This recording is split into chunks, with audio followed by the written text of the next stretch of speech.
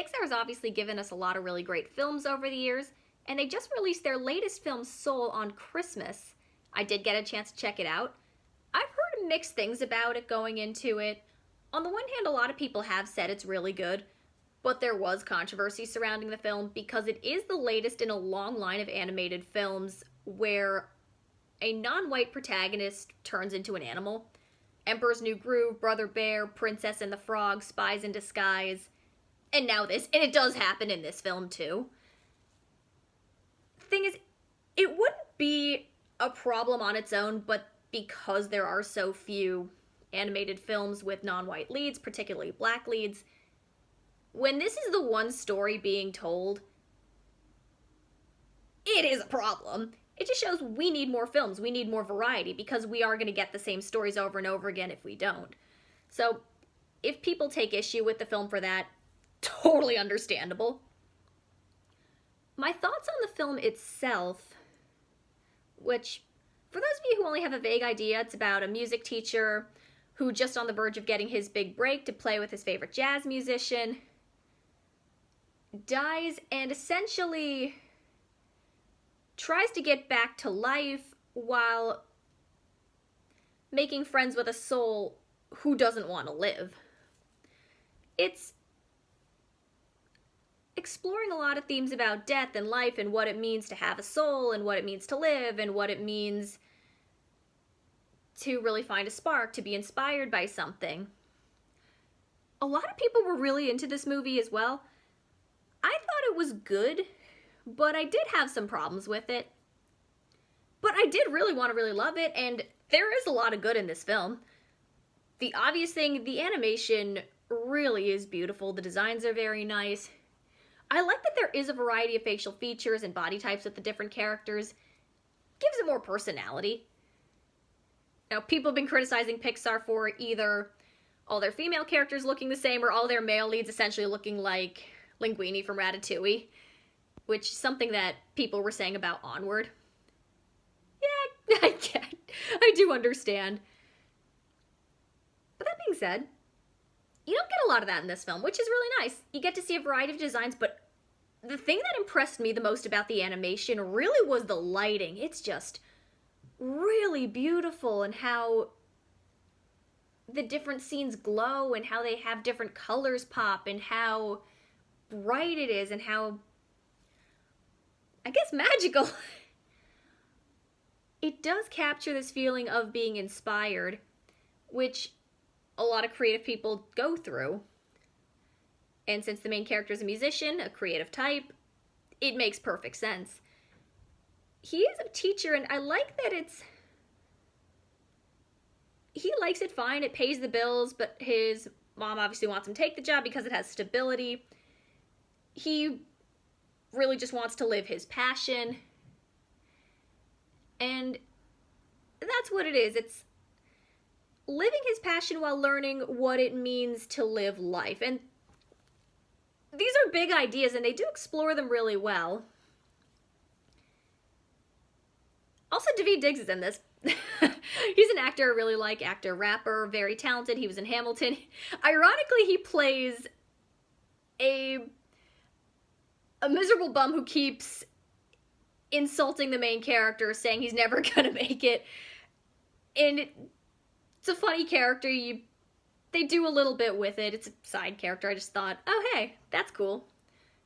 Tina Fey plays the soul who doesn't want to live, number 22, and Jamie Foxx plays the lead, Joe. They're all really good. The acting is fantastic in this. Sometimes with actors you do recognize whose work you know really well, if you see them in an animated project especially, and this actually happened to me with Frozen because I love Idina Menzel a lot, but because I knew her voice a little too well, even though she's great, I didn't quite see Elsa there. I just heard Idina Menzel, whereas here in Soul, all the actors, even though a lot of them are very famous, very well known, very successful, they fit the roles very, very well. And it does blend very nicely. It never felt distracting. It always felt so natural. The emotion was great. The casting was very well done. And I also like that there is another character. Joe's mom doesn't approve of him trying to live the artist life, chase his dreams. But unlike these types of characters you see in a lot of these stories, her arguments are very reasonable, and she's not presented as just a bad guy. She's not a King Triton figure who is just, no, you can never do this, and I'm going to stop you from doing your dream. You'll never make it. She presents very reasonable arguments as to why. She never even says, give this up. She even says, hey, you should take this teaching job and keep the benefits. Take this permanent position because there is stability, there are benefits, and you won't get that in the arts. You don't always do. And that's very, very true. That's true of the creative fields. If it's something you're dead set to do, there are a lot of times where it is very uncertain, and it is hard to find something truly stable doing that, especially if you're just starting out. But at the same time, you know, if it's something you really want to do, at least give it a shot. The problem I do have with the story is that Joe gives a big speech later in the movie. Oh yeah, I should say spoilers, but that's generally what I do. When I talk about these films, I talk about them as a whole. Anyways, there's a spot where Joe gives a big speech to his mom about, you know, being an artist and having to follow your dreams, and very much the typical speech you hear from these types of characters in these types of stories. And she's won over by that a little too quickly. I had a hard time believing that she would just turn after one speech, because this is the argument they've been having even the beginning of the movie. I think he wins people over a little too easily, a little too quickly, especially if they were people who previously had decent arguments. His mom is very reasonable, and in many ways, she is right. So it seems a little weird that she would suddenly turn just by one more speech. I don't know what made it. I wasn't buying enough of his argument that he had to do this. And he's also on the verge of losing this gig with the famous jazz musician Dorothea Williams.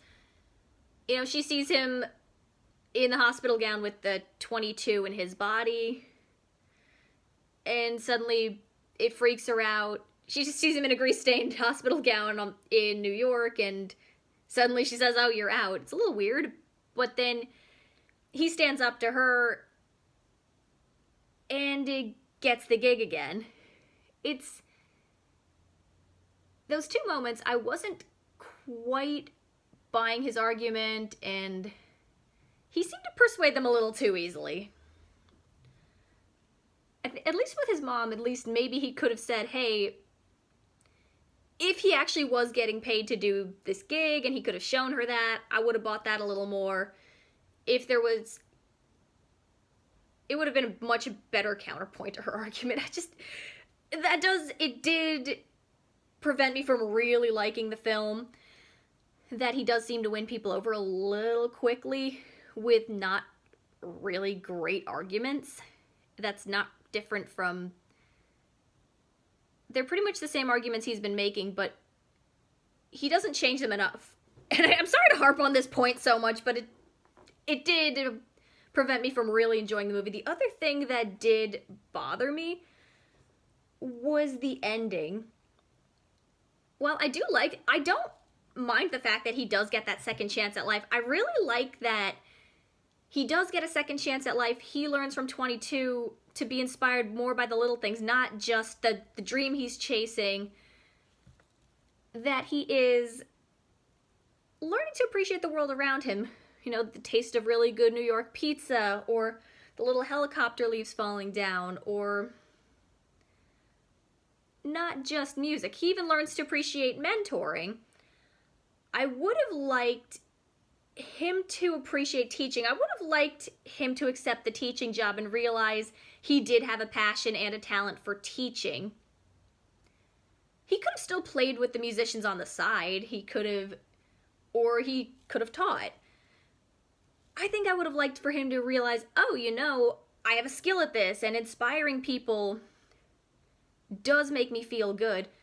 You know, because he's a teacher, he doesn't hate it, but he has this thing he's obsessing over. And when he sells out 22 and gets what he wants, it feels very hollow and empty. I would have liked if it came around to accepting the job, or at least him acknowledging, hey, you know, teaching is really wonderful, and I have a gift for it, and I really like it, and I love helping other people find their spark. The ending itself is very ambiguous, but I did find it was missing that little extra, which really could have made it, if he had that moment where he embraced teaching and maybe accepted the position, or at least continued to tutor, I would have liked this movie a lot more, because, you know, usually the expression is, those who can do, those who can't teach. It would have been a really great subversion of these typical artist's dream stories. You could have seen a little bit more of a different point of view, saying, hey, you know, sometimes the settling, the thing that people usually see as settling, is the better option. There are unexpected benefits. And I would have liked that. And they seem to have been building it up throughout the movie. You know, he's a teacher, and, you know, he doesn't mind it, but the person who gives him the gig is a former student who mentioned how much he inspired them. The movie is him mentoring 22. He has that moment where he sees, you know, 22 in his body inspiring this student, and that gives him a little bit of that kick. Oh, you know, inspiring people is a really wonderful thing, and maybe I was too focused on this. Usually in these stories, getting the dream is the big source of happiness, and I really like that in many ways this was going a different route, but it just didn't come all the way enough. I like that he gets that second chance at life. I like that he learns from 22 as much as 22 learns from him. But I would have really liked to see him have a final moment where he really embraced teaching. If that happened, I would have even bought him winning the other people over a little easily. I would have bought that more if he had that moment where, if the film did end with end with him accepting teaching and finding a spark that way.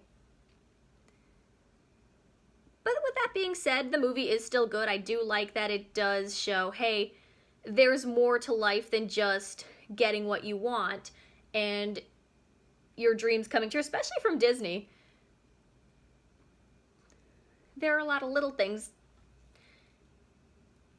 Don't get all your fulfillment from one thing.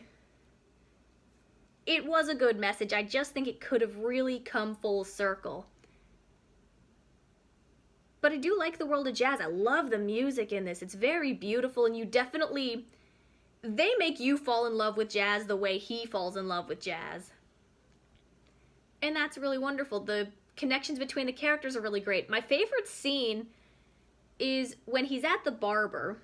He sees a barber, and the barber's telling him his story. Well, 22's in his body, and they have to fix his hair because it got messed up at his apartment before the big gig. And the barber's telling him his story and says, you know, my dream was to be a vet. I really wanted to do that, but vet school was just too expensive, but barber school was cheaper, and that's what I did, and I found a lot of joy. I meet interesting people all day. And even learns, hey, you know, again, it could have tied into Joe accepting teaching. God fucking damn it. But I liked that scene a lot, where, because the barber was a really nice guy. I believe his name was Dez. I think that was his name. But he was so likable, so charming, so full of life, and so full of energy. He definitely got, oh, this guy, he found happiness. It wasn't from getting this dream he chased, it was from just accepting life and the twists and turns it takes. And I like that. And there was a nice moment where he says, yeah, you never told me this before. And Des says, the barber says, well, you never asked me before. Like, yeah.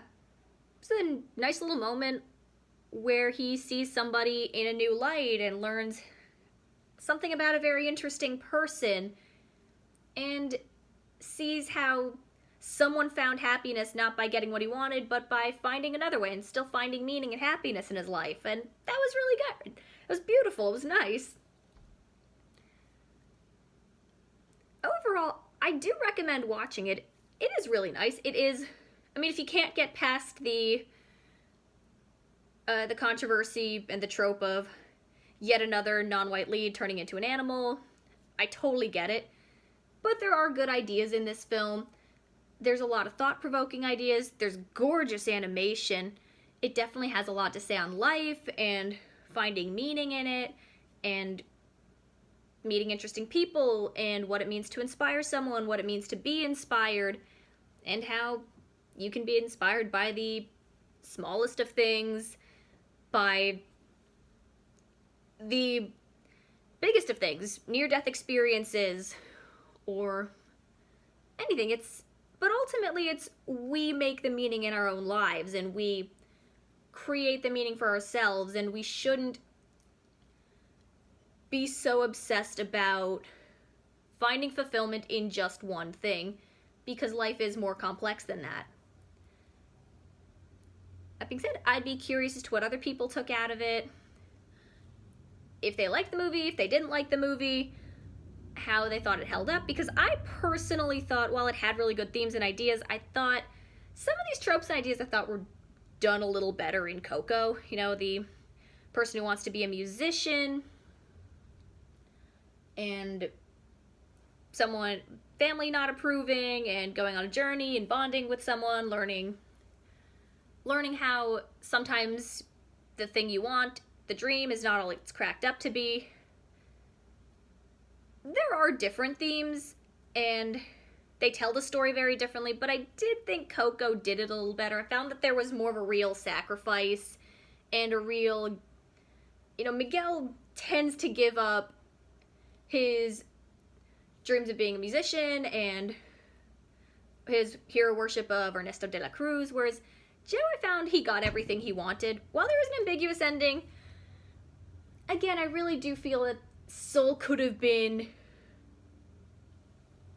even better. And it's good, but it could have just, if it had that moment, I think it really could have been great. But it is good. It is very meaningful. There's a lot to take out of it. The animation's still spectacular. The music's very nice. The acting is great. You know, Pixar is obviously very, very high quality. Can't wait to see what they come up with next, and looking forward to seeing more animation this year.